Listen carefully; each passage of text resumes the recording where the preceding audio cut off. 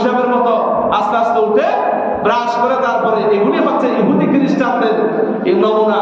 সুতরাং সবচেয়ে বেশি দিনের বরকত হলো আল্লাহুম্মা জাআল ফি উম্মতি বুকুরা, ভোরের বেলায় ফজরের নামাজ পড়ার জন্য যারা উঠে এদের মধ্যে বরকত বেশি। সুবহানাল্লাহ সুবহানাল্লাহ। এই জন্য নবী করিম সাল্লাল্লাহু আলাইহি সাল্লাম বলেন, তোমাদের জন্য তোমাদের চোখের একটা হক আছে, তোমাদের শরীরের একটা হক আছে, তোমাদের স্ত্রীদের জন্য একটা হক আছে, মেহমানদের জন্য একটা হক আছে। আমার কথা নয়, নবী করিম সাল্লাল্লাহু আলাইহি সাল্লাম বলেন, বুখারী শরীফের হাদিস, ইন্না লিআইনিকা আলাইকা হাক্কুন ওয়া ইন্না লিজাসাদিকা আলাইকা হাক্কুন। তোমার জন্য তোমার চোখের একটা হক আছে, তোমাকে ডিউ টাইমে তোমাকে ঘুমাতে হবে।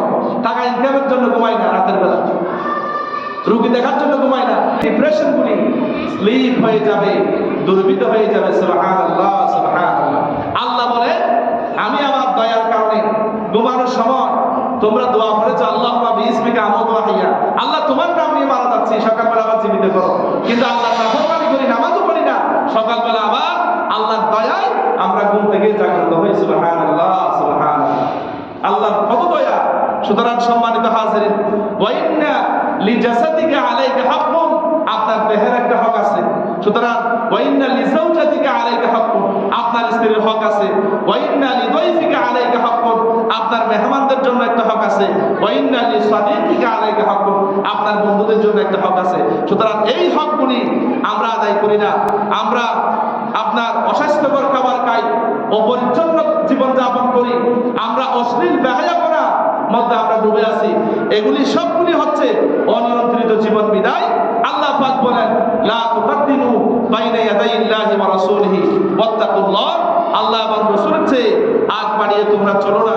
সুতরাং শরীরের প্রতি যত্ন নিতে হবে, শরীরের প্রতি যত্ন নিতে হবে। নবী করিম সাল্লাল্লাহু আলাইহি ওয়াসাল্লাম বলেন, তোমরা অসুস্থ হলে ডাক্তারের কাছে যাও, ওষুধ ব্যবহার করো। ইয়া ইবাদাল্লাহ তাদাউ ফাইন্নাল্লাহা লাম ইয়াদা দাআন ইল্লা ওয়াদা'a লাহু শিফাআন আও ক্বালা দাওয়াআন ইল্লা দাআন ওয়াহিদান আল হাম। অর্থাৎ আল্লাহ নবী বলেন, অসুস্থ হলে রোগীর মাধ্যমে মেডিসিন খাও, কারণ লিকুল্লি দাইন দাওয়াউ, আল্লাহ পাক প্রত্যেকটা রোগীর জন্য ওষুধ প্রতিষেধক সৃষ্টি করেছেন।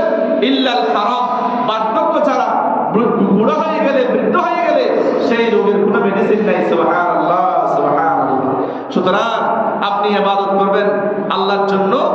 এই মাহে রমাদান আসার আগেই আপনাকে শরীর শারীরিকভাবে ফিট থাকতে হবে। এখন রোজা আসার সাথে সাথে যদি আপনি অসুস্থ হয়ে যান, তাহলে মাহে রমাদানের বরকত থেকে, ফিউজাত থেকে আপনি বঞ্চিত হয়ে যাবেন। এই জন্য আল্লাহ নবী বলেন, সিহহাতাকা কাবালা সাকামি, তুমি অসুস্থ হওয়ার আগে সুস্থতাকে গুরুত্ব দাও, মূল্যায়ন করো। একটা সুন্দর দেহ আপনি পেয়েছেন, এই জন্য আল্লাহ পাকের শুকরগুজার করতে হবে, আল্লাহ পাকের ইবাদত করতে হবে, আল্লাহ পাকের শুকরিয়া আদায় করতে হবে। আল্লাহ পাক আমাদেরকে বোঝার তৌফিক দান করুক, আমিন। হাযা মা ইনদি ওয়াল ইলমু ইনদাল্লাহ। ওয়াসসালামু আলাইকুম ওয়া রাহমাতুল্লাহ।